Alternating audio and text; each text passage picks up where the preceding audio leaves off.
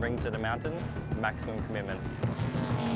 It's a place where every corner can bite, and the results can be devastating.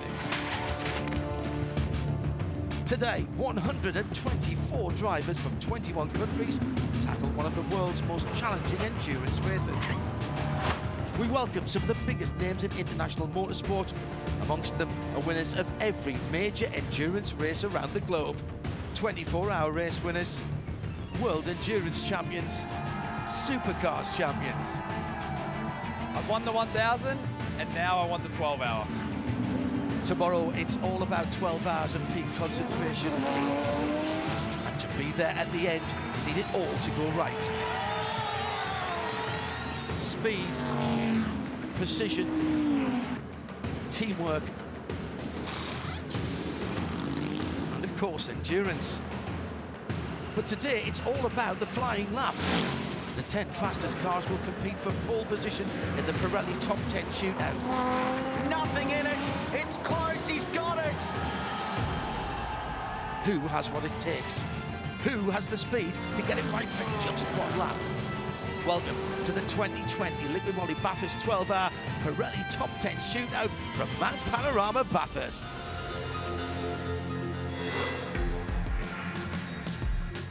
Well, stunning Sydney is the arrival post for the majority of these drivers, teams and the fans alike. It is a stunning start to a massive weekend, and from there they make their way up through an equally famous drive through the Blue Mountains to Bathurst, a city built on gold. Now it is motorsport riches and a 12-hour title. That is the ultimate prize. She is today in very much an unforgiving mood. Neil Crompton is alongside me. Welcome to our coverage of the Pirelli Top 10 Shootout. And Neil, I tell you what, have we seen some carnage today? The repair bill must be in the millions. It's been an extraordinary day of motorsport at Mount Panorama, and that's something that we say from time to time, but this is right up the top.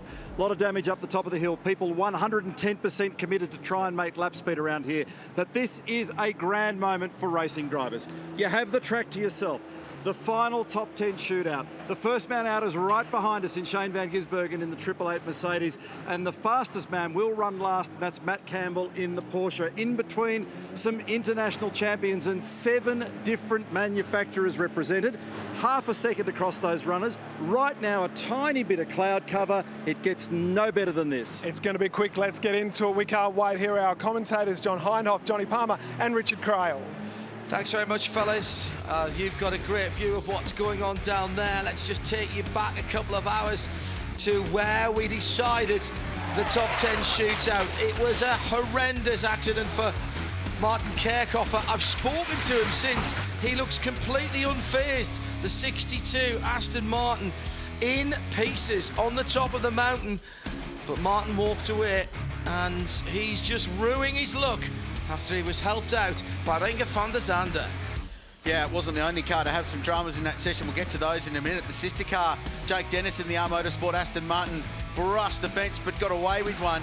This was enormous. The Trofeo Motorsport Lamborghini, Dean Canto behind the wheel, launched skywards and reversed parallel parked very nicely up on the wall there. Still awaiting confirmation. Dean was okay, by the way, of that car's condition and whether it can actually take the start tomorrow. In the end, though, this guy, Matt Campbell, behind the wheel of car 911, was the fastest, and as a result, he gets to go last in the Pirelli shootout here at Mount Panorama. So here's how they qualified into the Pirelli Top 10 shootout with Matty Campbell, one of the winning drivers from last year with the top time. That means he goes last. And when the red flag came out, Shane Van Gisbergen, very, very close, on the bubble in 10th, with a good lap going on as well from Dries Van Tur further down the field. He might have just squeezed in, and you give this man a chance, Richard Creel, then you might regret that if you're one of his competitors later on. Yeah, just worked his way into the top 10 shootout right at the very end and bumped Bentley out. They've been in the shootout more often than not, the British team, so it's strange to not see the big brutes from the UK in here. So we're looking forward to seeing what Shane can do. He's been on pole position for this race before. He holds the Bathurst 12-hour qualifying record. He's got a super cheap auto Bathurst 1000 pole in 2014 to his credit as well. He knows how to get the most out of Mount Panorama when he's got it to himself. And don't forget, we were talking about laps on the tyres, 3 or 4 laps on the tyres before they reach their optimum in that first qualifying session. They don't have that right now running for them. And we are rolling 1 out lap, and then the lap that will decide your position on the grid for the 2020 Liqui Moly Bathurst 12 Hours. So the venue for such an occasion is an appropriate one, 6.213 kilometres, Mount Panorama, Bathurst. It's an awesome racetrack. We know it, we love it, it's part of the Aussie culture. And when you've got it to yourself, it's just that little bit more special. Nailing the braking into turn 1 will be difficult. You can go very deep with a headwind going into there, but when you get to the top of Mount Panorama, the wind's blowing from the alternate direction. It may affect the handling balance of your race car, because that's been a theme of the day as the cars have gone up through this part of the world at Reed Park to Solomon, the Metal Grate, that infamous, amazing corner, and then to McPhillamy and Skyline, where all the drama has been today. Commitment across the top required in every lap at Mount Panorama, in a shootout more so. Nailing all of this is critical, and the elbow becomes absolutely critical as well, because top line speed, you want to maximise your straight line performance on the run. Down the hill, 1.8 kilometres to the kink, the fastest corner in the sport. Brake well for the chase, finish it up, get the lap done. A good lap time should be somewhere in the low 203s. And if it does, that'll put you on pole for the Liqui Moly Bathurst 12 Hour. The first guy out around Mount Panorama Circuit is none other than Shane Van Gisbergen, the 2016 Alan Simonson Trophy winner. He also went on to win the Great Race that year too. He's going to try and get a second pole position, but it's going to take a little bit of work, because until about 10 minutes ago, the Mercedes was still in pieces. A complete floor change has now been completed, and now Shane out, just he, the mountain, and a Mercedes. And the stopwatch. The most difficult competitor of all is time. And Fast February starts right now. First day of the month, and it's time to get everything out of the performance. Drawers in the back of the garage, bolted on, slap the driver around a bit, say bad things about his family, and kick him out there and tell him he's got 1 lap to do. The tiny steering wheel on the AMG GT3 looks like something that should be on a kiddie's pedal car. There's a lot of power underneath the bonnet, the long snout of that AMG, and it's controlled from that little bow tie of a steering wheel. Down towards Hellscorn Furnace for the first time. SVG then hits his braking point, takes it to the apex and lets it roll out over the red and white curbs. Now just takes another little breather as he gets onto Audi Mountain Straight. Here the understeer at turn 1, the front tyres scrubbling for grip. They still won't be up to maximum temperature. They probably won't get there till halfway through the lap, and the car will switch itself on across the top of Mount Panorama. So 3 timing intermediates at Mount Panorama. We'll tell you the splits. There's one on the run up to Reed Park, the other on the exit of the elbow. That's our judge. That's the benchmark to see who is where. Shane right now, though, is the pioneer. Through the Audi cutting and Johnny Palmer, this is the danger area. The action has been from this part of the circuit up towards Skyline. And this is basically, he's the pace setter. He's the pathfinder right now. We don't even know what the circuit is. This is the first of 3 Mercedes we're going to see in the session, by the way. They're the most dominant in the top 10. Rafael Marciello and Maro Engel still to come. But let's see what SVG can do. Again, the front of that Mercedes scraping on the ground. Now at the spare box dipper and out towards the elbow. But it's foot to the floor here. And now this crucial corner which determines the top speed into the chase. Doesn't have to worry about anybody coming down the inside there, so he takes a much more traditional line, sweeping in from the right-hand side, down onto Conrod Straight. We've got nothing to compare it against. 51 seconds in the first sector, 32 seconds in the third, as he comes down to the flat-out right-hander at the chase. It's going to be a decent lap, somewhere in the mid-3s you'd expect on those sector times. Stops, turns, nicely done. Neat and tidy with a big, I say that, with a big grab of oversteer on the exit of the chase. And now just to get this final part right, deceptively tricky downhill braking. There's the apex. You're on the throttle so early in a GT3 car. Use the road on the exit. Well, it's a 204.35. Gave away some time in the last sector. But again, right now, that's pole position. We don't know what everyone else has got. And that is a very good point. Just 1 warm-up lap and 1 shot at it. we've now got something to aim at. 204.356. That is the first gambit laid down by SVG. Maxi, that was a great lap by Shane van Gisbergen, your teammate. What did you think? Absolutely, this was a clear lap so far, and it's never easy to put the first lap on the screens. But I think he performed well and looks promising, the lap time. If you compare these lap times to the last qualifying section, I think we are competitive. Sounds like you're very lucky to have the car out there at all. Yeah, true. We had some issues with the anti-roll bar in the qualifying section, so he could do a run only once in the qualifying session. So we are just qualified in top 10. So we were lucky, and now we will see where we end up. Perfect. Well, the rest of the cars are heading out. All the best. Okay, thank you, guys. We go from 888 to Triple F, and it's the sole Lamborghini that'll be rolling out in this shootout. It's in the hands of 32-year-old Italian Marco Mappelli, and this team's been something of a surprise packet today. They topped the early morning practice session. They sat out most of the Pirelli qualifying session earlier today. They wanted to make sure they had the exact amount of fuel that was right for that second qualifying session. It's been a really well-balanced car so far this weekend. So Marco Mappelli then has to take a deep breath. He's done all the visualising, he's warmed up the Pirellis, and now it's him and the mountain. And a Lamborghini down towards turn 1. Gets that front end turned in. Looked a little bit more direct than what we saw from SVG in the AMG a moment or two ago. Looks like the Lambo is on the nose a little bit there, which drivers like. During qualifying in particular, they want to feel that car rotating and turning into the corners. Just for comparison, Shane did a 204.3 to get into the shootout. It was a 3.9, so he's only given away 4 and a bit tenths of a second on his one lap dash compared to a quali run to get himself into it. So that makes that lap time for car 888 look even better. Not far away from a first sector time though for the young Italian, very close to the wall on the exit. The car tried to swap ends on the braking zone into the final corner as he was about to start the lap as well. So he's driving it very, very hard. He's given away 3 tenths in the first split. Interesting they've gone with Mappelli for me. I thought it was a toss-up between Marco and Andrea Caldarelli, who had a ding-dong fight at Daytona last weekend in their GT Daytona Lamborghini Huracans. That classic scream of the V10, though, as it reaches the top of the mountain.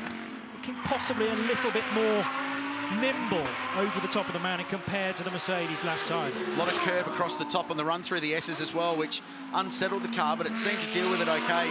Lamborghini have never been on pole for this race. He's pulled some margin back across the top as well, which is where this car will be very strong. So he's right in the mix. Lamborghini have qualified second here before. David Russell, a superb job in Roger Lago's car in 2015. Can the young Italian get them on the front row again? So does the characteristic of the Lamborghini then give him an advantage into the very fast and then medium corners at the end of the lap? He did very well over the twisties on the top of the mountain, just kicking up a little bit of dirt from the right-hand side Pirellis as he exits the chase down under the Liqui Moly bridge and into Liqui Moly Murray's corner, the final left-hander across the line. Checkered flag is out and he stops the clock.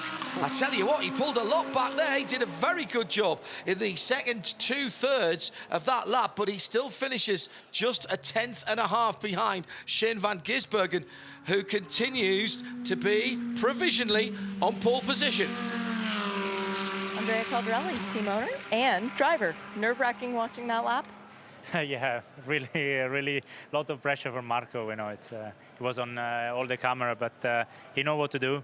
We were a little bit slow in the first sector, but then we were quite good, sector 2 and sector 3. But the race is long, so we'll see tomorrow. The important part was getting into the top 10. And it's funny that you were watching the screen and couldn't take your eyes away because Dennis Lind was sitting on a ladder and couldn't watch. Oh no, I trust Marco. I really like to watch him driving, actually. I really believe he's one of the best guys out there, so I really enjoy to watch his lap.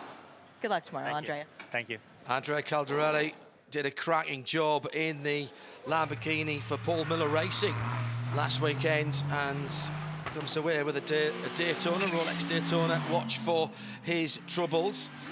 Right, we got another car on the mountain. It's another manufacturer, and this is the young man who absolutely lit up the mountain last year. Jake Dennis, maybe with something to prove. We'll find out in a couple of minutes' time.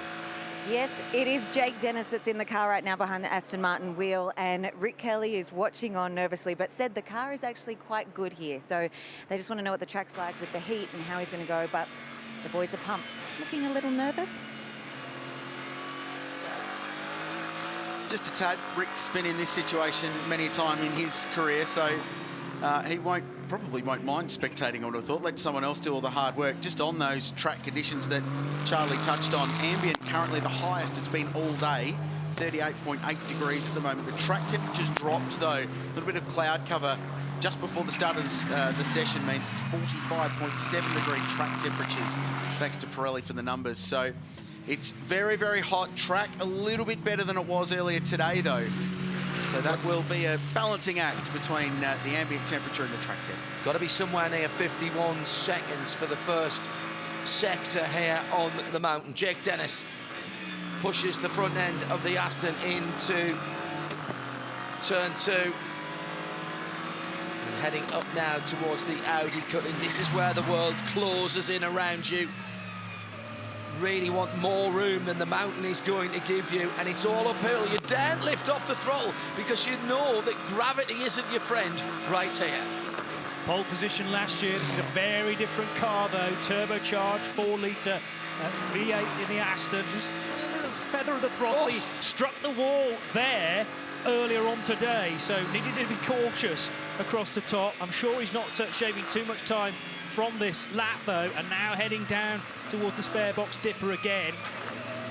Big old clatter there as the car finds the ground once more. He's got a 1/10.5 to find Creelsey in the last third of the lap or so.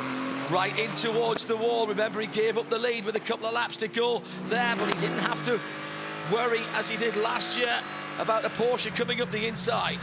Messy the way the car landed going down through the S's to the dipper, wasn't it? It was unsettling. Remember, was on pole last year for about 3 hours, but had it taken away from them. They had an RPM breach in that car and they were disqualified from the top 10 shootout. So there's an element of revenge here, perhaps, for this young British driver who burst onto the scene. He led the race right up until the final 15 minutes.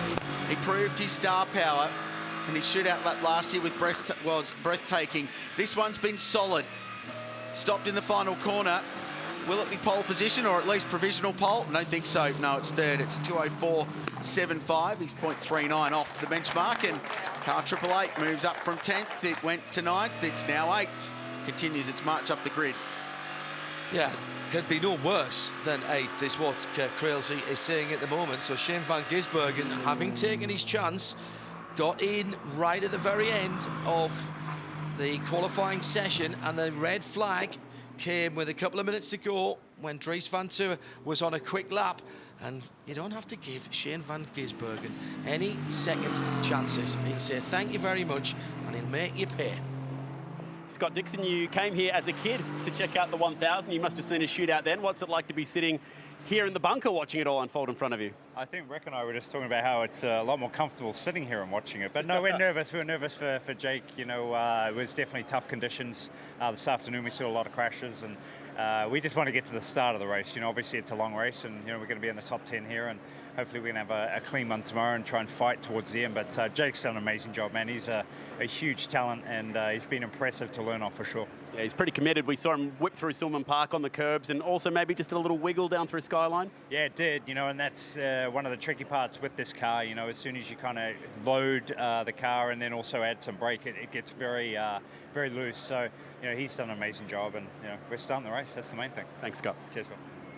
All of Nissan and KCMG's hopes right now are out on the racetrack in the hands of JP de Oliveira, the Brazilian driver who was the Formula Nippon champion in 2010, given qualifying duties in his first ever trip to the mountain. Why are they the only hope? Because the sister car, the Chiyo-san car, the Sugio Matsuda and Josh Burden car, still sitting in the garage, will not take any more laps this weekend after a crash in yesterday's first practice session. So let's see what JP can do. Thanks, Shay. And this team were in the top 10 shootout last year. It was Alex Imperatori doing the business, qualified 9th 12 months ago with a pretty solid lap. Nissan have been 3rd on the mountain before in qualifying. That was the year they won the race in 2015 when the aforementioned Chiyo-san blazed towards the front of the field at the very end. So yet to qualify on pole in the GT era of the Liqui Moly Bathurst 12 hour. Interesting looking at the splits of the cars that have gone, Krilsey. Shane van Gisbergen was quickest in the first sector, but then it was Mapelli in the second too. But the almost 4/10 advantage that Shane had over Mapelli is what puts him on top of the pile at the moment. It was a very good first sector from Shane, but that is the strength of the AMG, that bottom end grunt from the more than 6 litre thundering AMG V8 that's mounted out in front of that long bonnet. But the Nissan's strong across the top as well, and it's strong going up the hill because he's 4/10 of a second faster than Shane van Gisbergen. Brilliant first sector for JP de Oliveira. If he can complete the lap, it's in the 3s. What a very, very good first sector.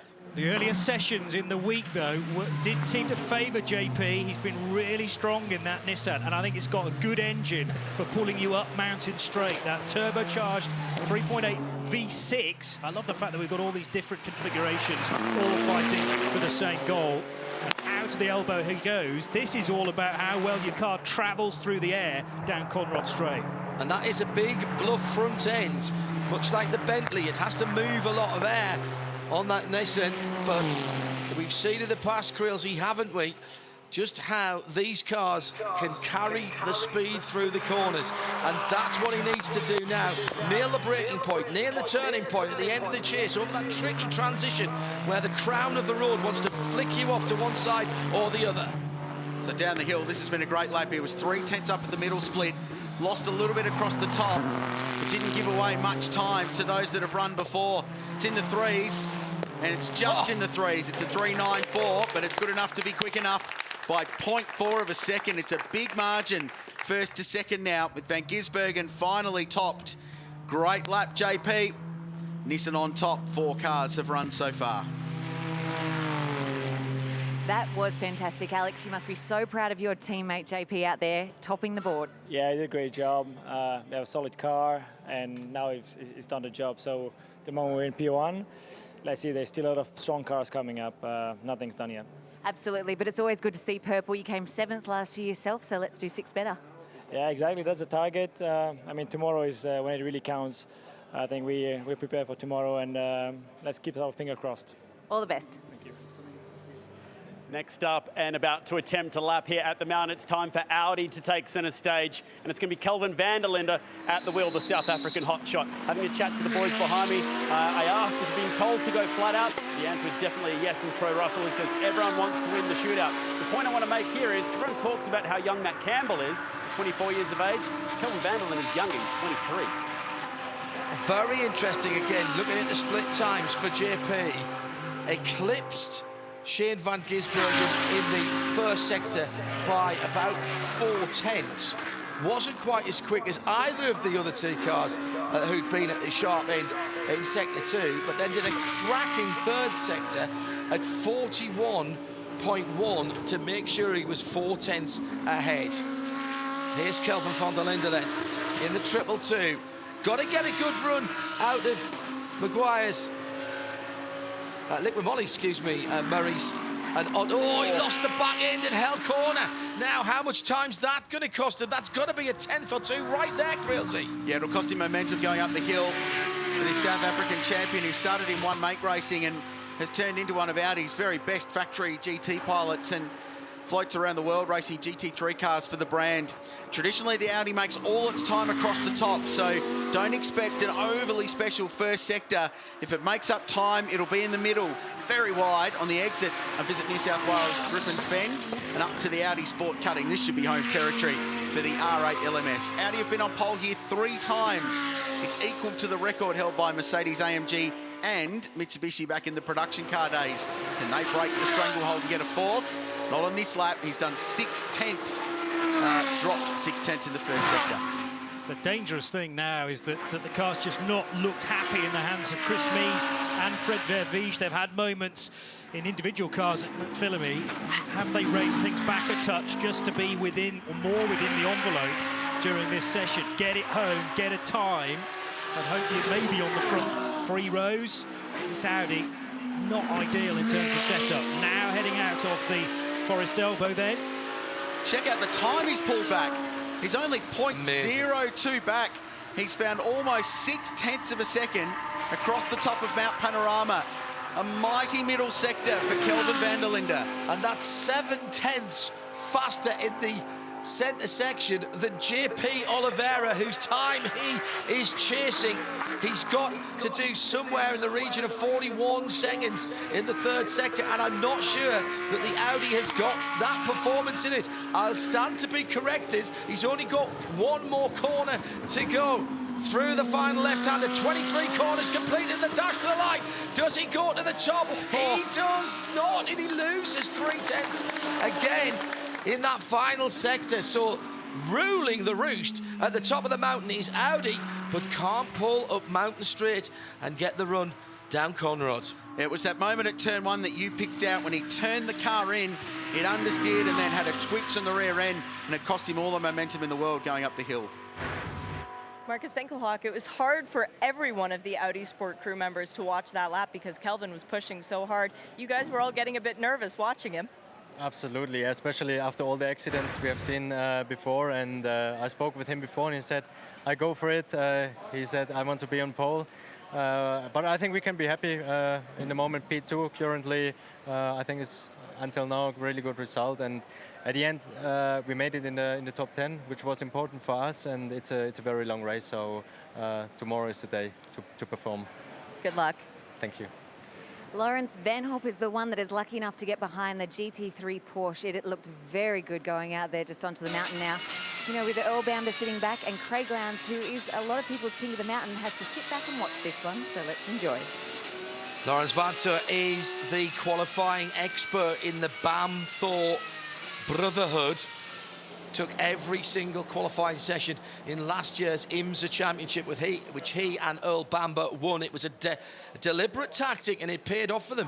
When the championship win for them as drivers and Porsche as the manufacturers, they've continued with that in the States this year, even in the longer 24-hour race that we had last weekend at Daytona International Speedway. So Larry is out there. He likes the car, very edgy. We've seen the Porsches looking pretty good, to be honest, over the last couple of days. So this one, Krilsey, I'm not sure what we're going to see here, if I'm honest, and how much Larry can wring out of this car. I'd suggest it'll be a lot. Former pole sitter at this venue, was one of the first drivers into the 202s at Mount Panorama before the surface, the track surface was relayed in 2016. Great pole lap of 202.5 in 2015 when he was a factory Audi driver. Now he's performing the same role for Porsche and doing it well. And here's a stat. Porsche have never been on pole here. They broke through for a maiden victory last year, yet to be on P1, yet to qualify in the front row for this race. So this is a big lap for Laurens Vanthoor. Car was so skittish there. You heard the engine notes on the flat six rise as it crested the top of the hill on Audi Mountain Straight, now in towards the cutting. Yep, so first of a couple of Porsches in the shootout. You've got to think Matty Campbell for Absolute Racing will be the final driver out. But let's concentrate on this, the sixth car in the session. Looks pretty stable at the moment. Certainly got a good exit out of Hell Corner, and the haul up the hill was pretty fine. And now, I reckon this Porsche's as good, marginally slightly slower than the Audi, but I think it's going to pull a fair bit of time back here across the top of the mountain. Only 0.3 down, Krilsey, and I say only 0.3. I think that might be doable. I think there's a chance here for Laurens Vanthoor because this Porsche is very good in the second half of the lap. Yeah, going up the hill isn't the Porsche's strong suit. Coming down certainly is. So gave away a few tenths in that first sector on the run up to Reed Park. There's the Maguire's elbow. Check the time, and he's up. It's fractional, but he is in front currently of JP de Oliveira. So it's all down to this run to Conrod Straight. Porsche very good under brakes and very good turning into a corner with that pointy front end. So wait for it down here at the chase. This will be absolutely critical. Got to be completely committed, and is how far does he go into the braking area? Answer all the way in, does get it turned in. Fantastic stuff from Vanthoor. Scroll back 12 months to the previous version of this car. Was given a farewell checkered flag and a win here on the mountain. Will it be the first pole position ever for Porsche? Comes across the line, and he goes to second by the smallest of margins, half a tenth. But he's on the front row provisionally as it stands now, and still at the moment Porsche are not in a pole position spot, but they do have Another bullet in the gun. Just didn't quite have the firepower coming down the hill of the Nissan GTR. He gave away half a tenth in that final sector. The final margin point, 0.42 of a second, first to second. Well, the Aussies are so used to seeing these shootouts, so to see a European driver, Craig, get in there and rag it like that, that's pretty impressive. Well, it is. I think that's it's part of the whole entertainment of what obviously the Bathurst is all about, to have the track to yourself for one lap and to see what, we call him Larry, what Larry's been able to do has been sensational. One of your drivers last year, Matt Campbell, still to come, but that's going to be roughly towards the front still. Yeah, I mean, it's awesome to see for us. It's great to be back in the top 10 shootout. That's what all the teams aim for. And, Lawrence does always normally the qualies for us in America. So we thought, why not throw him in a shootout, and did a big lap there. But, it's great for the team. It's great to be back here and have Craig with us. So now we're going to try survive 12 hours tomorrow. Yeah, big day tomorrow. Well done.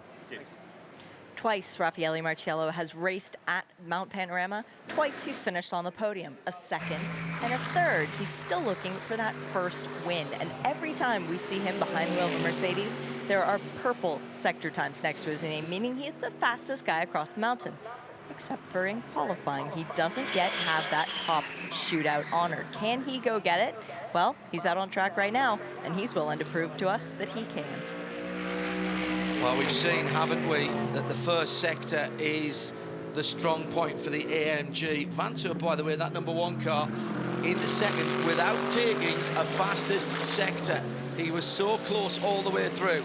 Here comes Raffaele Marciello. Got to get the braking right for turn 1. Gets it a little bit squirrely, but the big AMG GT3 does turn in. And now, just stretch that elastic band of torque.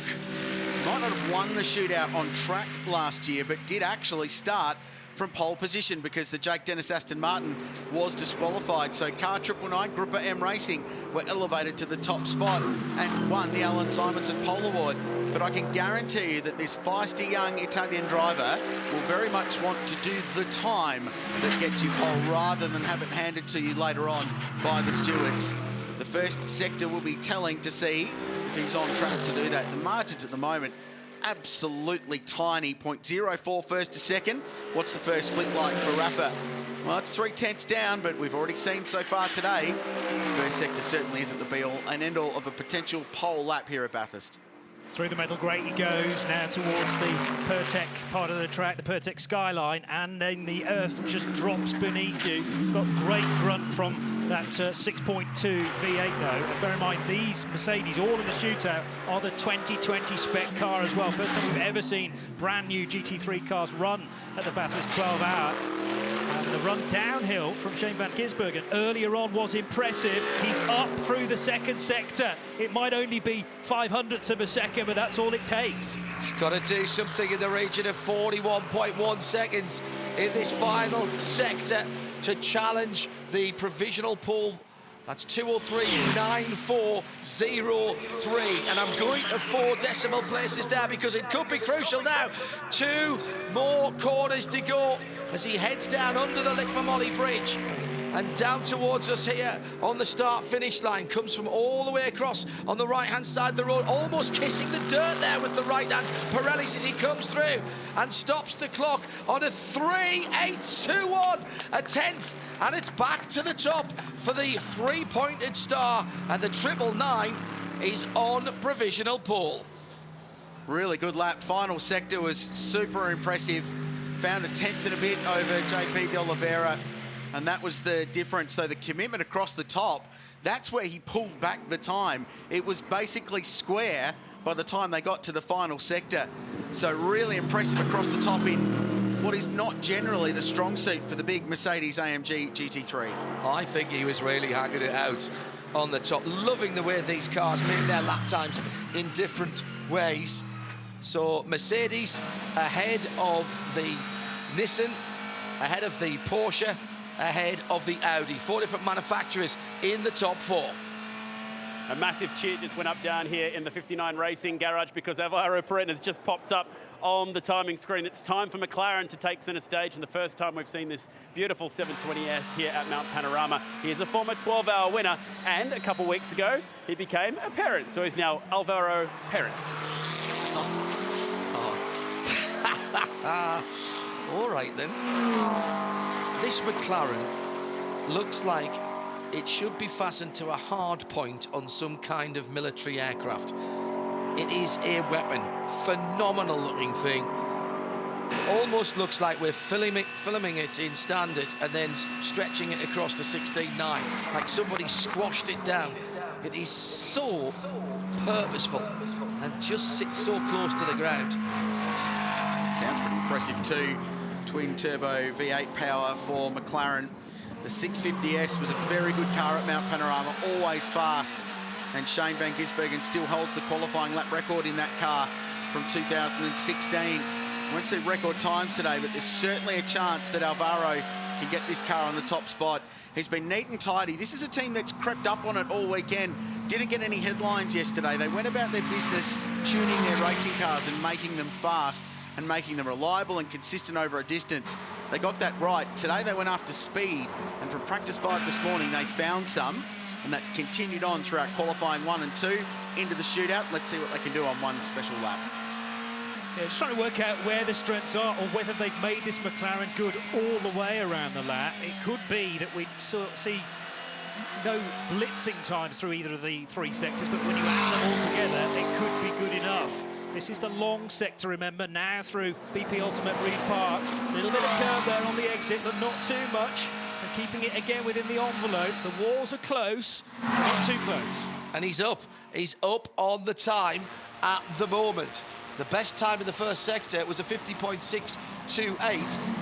Raffaele Marciello, that wasn't his time, that was Oliveira's. He's got a 50.945. So there's time to play with here in terms of the McLaren and Alvaro Parent down towards the Maguire's elbow.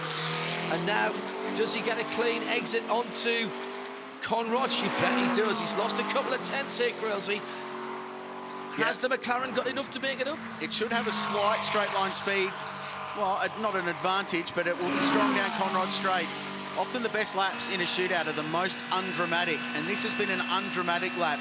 Neat, tidy, pinpoint accurate, and very, very fast. Right now, on -2 tenths, he slots into 4th place, but let's see if he can pull a little bit of time back. It should be very good with all the downforce this car's got under brakes for the chase and indeed the final corner. Gruppa M watching on, top right corner, 59 Racing, bottom right. There's the lap, there's the time, it's good. It's very good by the smallest of margins, 0.04. We've got a new pace setter, and it's Alvaro Parent. Very, very nice. Tom Blomqvist, that was your first experience watching a top 10 shootout, being a part of it, and your car goes to the top of the charts. Pretty exciting, isn't it?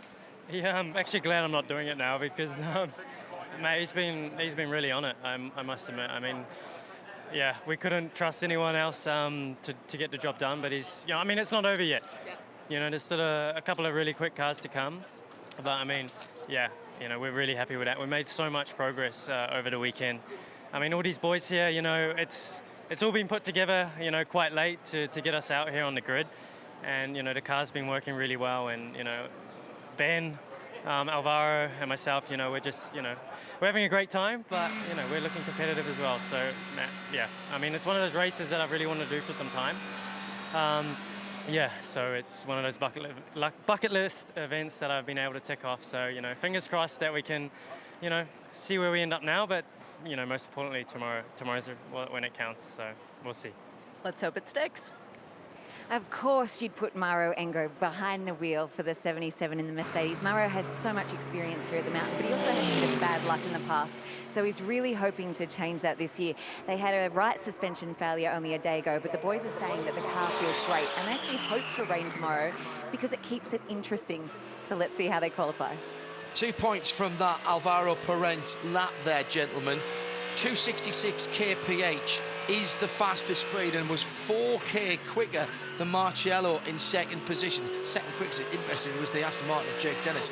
And a quick calculation on the back of a piece of paper, there is a 202.8 or 9 out there if you add the best 3 sectors together.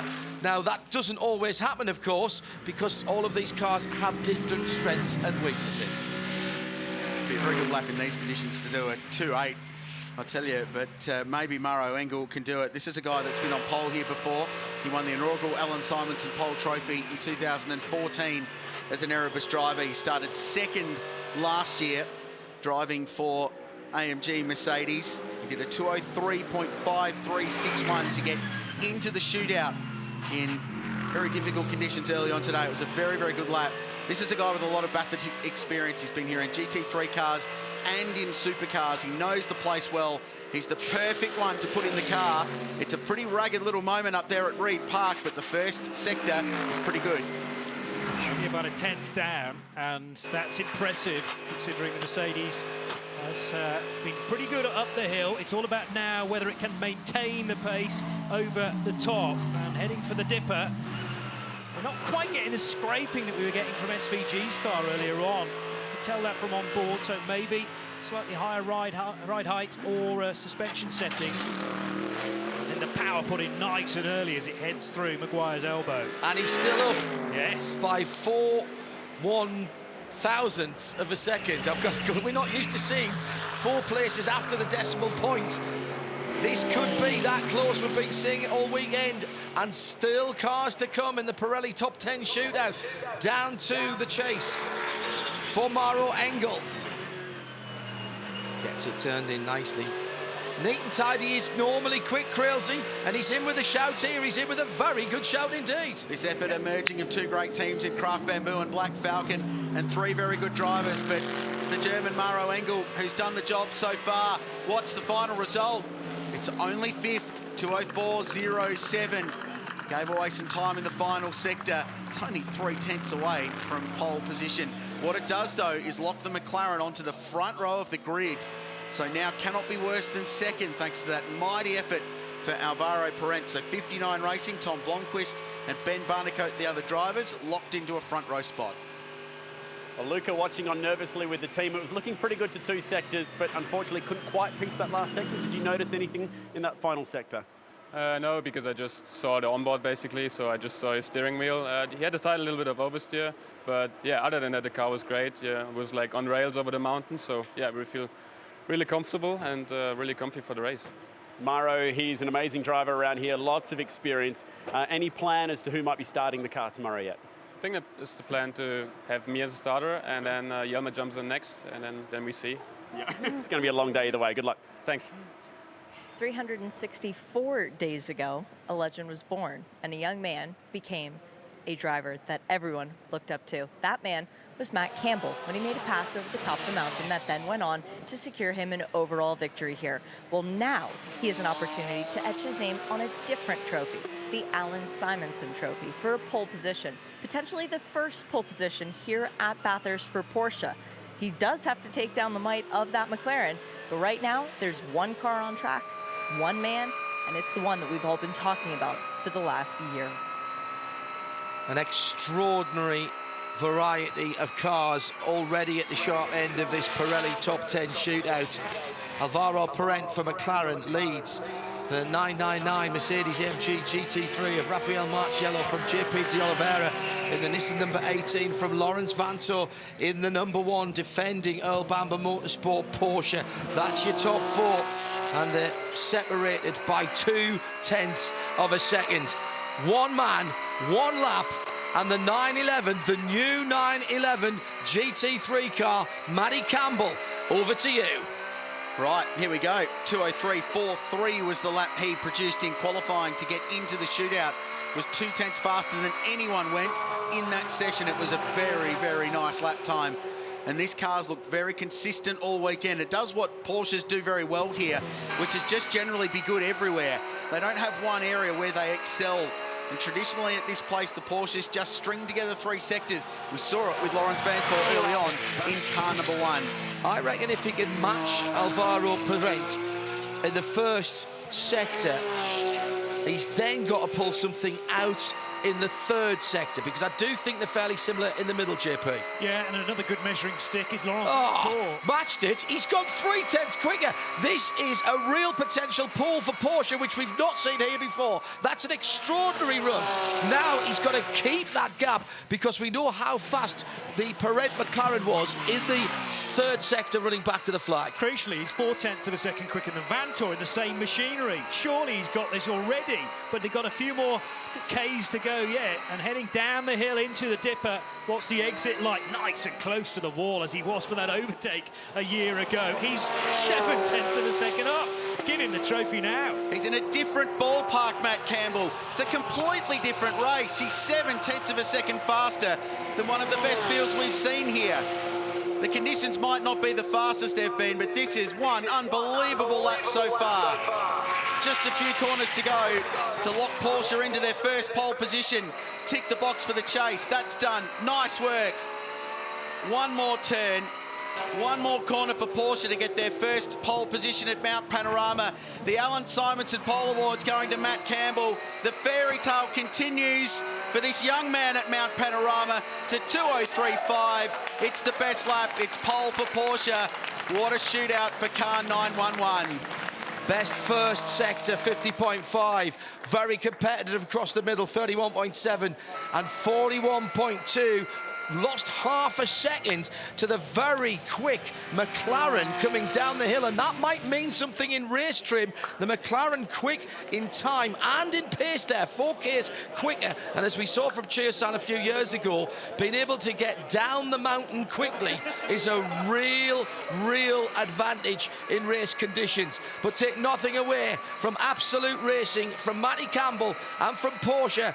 They're on pole position for the Liqui Moly Bathurst 12 Hours 2020.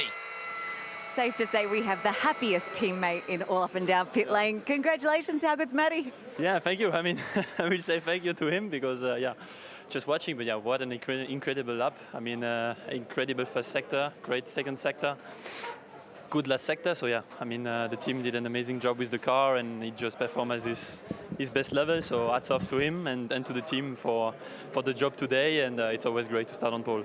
And the first one for Porsche, so wonderful. Yeah, it's great. It's the first race of the car here, so to start on pole and to show the potential of the world of this new car is great. Justifiably, you're so happy. Go and enjoy. Thank you. Well, what scenes down at Porsche. So this is the lap that did it, and it was all the first and second sectors for this remarkable 24-year-old from Warwick in country Queensland. The family and a lot of the supporters that have funded his early racing career are here.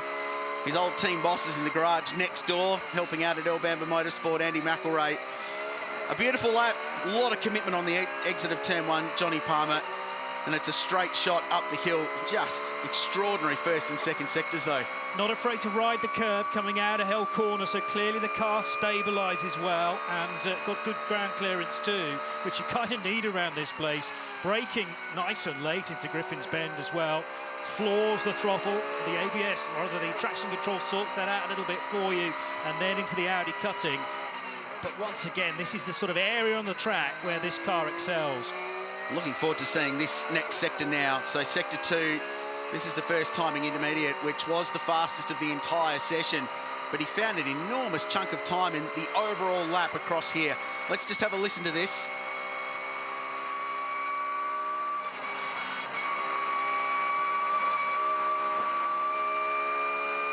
Oh man, just the slightest of lift at McPhillamy and then hard back on the throttle for a 220 km/h corner.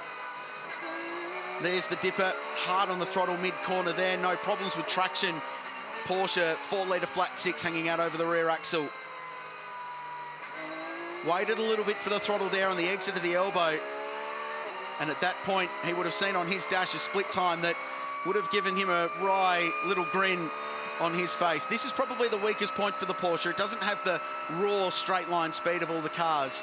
Its all-round ability is very, very good. But it just gave away a few tenths here and perhaps a little bit of conservatism, Johnny, in the final sector. 262 clicks through the track. That wasn't as fast as JP de Oliveira, but nevertheless, when you hook all the laps together, I just wonder whether this run out of Liqui Moly corner wasn't the tidiest, but he is the picture of concentration, gets it stopped very late indeed, kicked up the dust, and that's where he lost half a second through the final sector, but it wasn't too much time to not get pole, and there he is, getting a ride back on a rather bit of slower piece of machinery. Yeah, that's an interesting way to come back and greet your team, isn't it? What a sensational effort. So the final time, 2:03.55, which is a 10th slower than the time he got to get into the shootout to qualify fastest earlier. So to replicate that, which you've got a full 30-minute session to build up to, in one magic lap is just outstanding. So Porsche on pole, McLaren second. That's another big story, isn't it? Huge lap from Alvaro Parent. Yeah, and that is testament, I think, to how well the McLaren travels through the air. But look at the grid. Not quite as wide as it was last year when he took race victory, but that's part of the job done. And as you say, if we're going to carry on the statistic of a winner from any of the top 7 positions, well, he's in a prime one for tomorrow morning at 5:45 a.m. Yeah, the race has been won from pole on 5 occasions, so it is a pretty handy spot. And the Alan Simonson Pole Award will go the way of Absolute Racing. We should mention it's the first time we've seen that team here as well. Chad, you've got the pole man. What a special moment that was. We'll get Matteo Braga from Pirelli in with this extremely prestigious trophy. This is the Alan Simonson Pole Position Trophy, which is handed out to the pole man here today, Matt Campbell. It's another special day here at the mountain. You have earned that, mate. Congratulations on an amazing lap. Yeah, thank you very much. I mean, put everything online.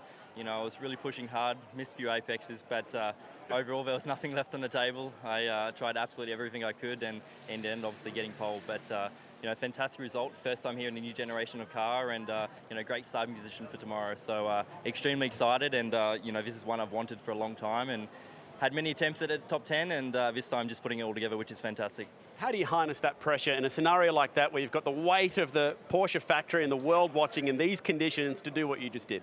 I mean, luckily, you know, we did a similar lap time in qualifying this afternoon, and you know, I really knew what I needed to do going into this session. But in saying that, you know, the conditions were changing in the top 10, and you know, it was a little bit of an unknown. And obviously, watching everyone else, you know, you're getting more and more nervous as time goes on. But in the end, obviously, we got the job done, and you know, perfect starting position in the dark tomorrow. Patrick, you've been part of the Porsche family for a very long time. How is Matt fitting in as a Porsche factory driver? Clearly getting the results. I mean, he fit perfectly, and to be honest, I mean, it's the first time for me here, so I discovered the track, and he's a man on this track. I mean, he's unbelievable. I can see the data, the videos, and believe me, this guy is flying here. So, really proud to be on his car, and yeah, I will try to get a good start tomorrow. Does that mean that you are the man starting? Yeah, they give me this honor, so it will be first start here. During the night and from pole, so I'm used to big challenge, so it will be fun tomorrow. Well done, Patrick. Well done, Mathieu, and well done, Matt Campbell. You are the pole man. Congratulations. There's some happy Porsche drivers from Absolute Racing. What a terrific top 10 shootout that was, with thanks to Pirelli. Well, this was a super lap from JP de Oliveira, and they got a massive amount of ground gain, so they'll start from the second row of the grid. He held the top spot for a long time. Lawrence Vanthoor threw the lot at it too in the Maguires. Porsche cannot help but feel like this is definitely a contender tomorrow. They've built up to it all weekend. A really solid couple of practice sessions and a great qualifying performance from the Belgian, who knows how to do it. And then JP, as always, Raffaele turned it on. He just knows what to do around this place, and the Mercedes is a great car to have. I think it could be very, very strong across the 12 hours. 3 of them made it into the shootout. But what about the McLaren? We're talking about the svelte nature, how slippery that shape is for the 720S, and it really excelled down Conrod Straight, easily the fastest through the speed trap as they turn in with the chase. And then Matt Campbell, we saw the lap on board. Magic first sector, pulled an enormous amount of time out of the middle. Gave away a little bit towards the end, but in the end it didn't matter, like it was in qualifying. He was up to the good of 0.2 of a second over the entire field. And for the first time at Mount Panorama, they won for the first time last year. Porsche grabbed pole position, the Alan Simonson Pole Award for the first time. And they're the 6th different brand to grab pole at Mount Panorama in the 6 years just past. It's a huge lap, it's a huge result for a brand with a rich history in global endurance racing. And Matt Campbell will start on pole position tomorrow morning with his teammates Patrick Pilet and Mathieu Jaminet. So many different brands in there. McLaren on the front row, I think that's a great result. Mercedes, AMG and Nissan next, and another Porsche. Maro Engels in the mix, and the man who was so good last year, Jake Dennis, got the ARM Motorsport Aston Martin into the 10. That car will start 10th tomorrow. Well, John Heinhoff is alongside me. Matt Campbell, what a stunning performance. Carrying on from last year, the kid just loves the place and flying the Aussie flag too. It just gets better and better, doesn't he? You know, outside of Australia, he wasn't very well known until the last year or 18 months, and he's taken what he built here last year with that stunning performance onto the international stage. Now a full Porsche factory driver. He's just building a fantastic career. He's got a long time ahead of him and a lot more trophies in this sport to come. So when we come to tomorrow, he would be your tip then, this combination? You've got to say that they look pretty good, don't they? And Porsche are underlining their win from last year with how many cars they've brought this year. But being fast in qualifying doesn't always mean being quick in the race. Getting down the mountain's important. And Matty was good, but he wasn't the quickest. That was the McLaren. So this bodes really well for the race tomorrow. After the chaos of today, what do you expect when we start in the dark here tomorrow morning? Well, let's hope it's not the same kind of chaos. What it will be is the most extraordinary, beautiful and bonkers 45 minutes of racing anywhere in the world. And I say that in the best possible way. It's unmissable motorsport. Nowhere else does it like Mount Panorama. And we have weather on the way too. Thunderstorms are expected. Can you believe it? Don't even add that in. That just adds another level of excitement and anticipation. The mountain, well, the mountain just keeps getting better, and so does this race. Absolutely. 5:30 a.m. Eastern Daylight Time. You'll see all the action right here on Fox Sports. We can't wait. As we said, we'll start in the dark and we'll be here throughout the day. The whole 12 hours of racing will be ad break free on Fox Sports. John, thanks for your time. We can't wait to see you again in the morning. Can't wait. All right, that's it from us here at the mountain for today. Tomorrow it is the 2020 Liqui Moly Bathurst 12 hour. You'll see it all on Fox Sports.